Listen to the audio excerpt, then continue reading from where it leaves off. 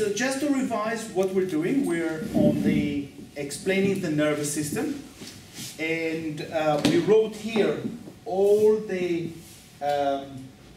action the nervous system does, the function for movement, sensation, memory, regulation. We haven't mentioned one thing here, and that's our emotions and our thoughts and our creativity. Yeah, higher level of nerves function. They're all part of it, and we said that they all runs with nerves impulse, and it's pretty much the same like the electrical system. So imagine that you have one cord, and you know when we draw the cells of the nervous system, you can expect it to look something just like that. It will have a cord, yeah, and inside the cord you're going to have some electricity running, right? Don't worry, we don't have metal, but we have something else that will cause the electricity, the impulse, very weak impulse, very, very weak impulse, but still an impulse of electrical impulse to run along the cord. Now, why can't I feel the cords itself? Why do I have this plastic thing for? Protection. It's protection, right? Against what? Damage. Against the impulse going anywhere. Damage. The impulse can spread. And what happens if two cords touch each other? The impulse is constant. Short circuits, yes? If you take two electrical cords and you expose them, you will have a mixed message. The message would be lost. Yeah? And believe me, there are some diseases that's exactly what happened. Anyone heard about multiple sclerosis? Yes. Yeah? Okay. Multiple sclerosis is a disease that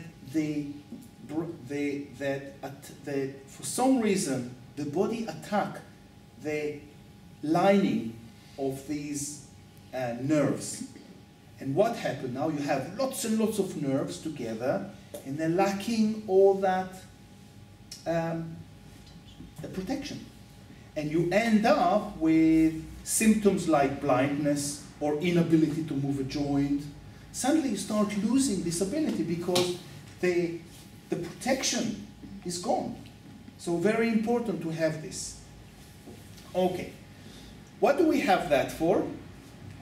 Is to stick it into the wall to get electricity, right? So you need to have somewhere where the electricity would start, and it will move only in one direction, and then it's actually end. And at the end, there are the place when you connect these cable to another cable. So let's take another cable, and we say, okay, because you never see one cable alone. If I put the cable here, there is no function of it. So it needs to link into the mains, yeah? In the body, we don't have the mains because we have the electricity come. It's quite clever because in the body, each cell, and this would be cell, would produce its own electricity. So you don't need the electricity to come from the outside, but imagine like you have a battery inside, and the battery would send the impulse. Okay? And you take another cable, and now you have to link those two cables, right? And it has to fit really nice. Now you see that the end of the cables and the beginning of the cables is where the metal is exposed. The metal is exposed because you need to link those two together. In real life, this area is called the synapse. And we'll talk about what's the synapse is. Just to remember, this is the place where the two connect together, the two cells connect together. Now really, the body is a lot more complicated than that. You may have another link going here, and another link goes there, and so on and so forth. And really, it builds pathways.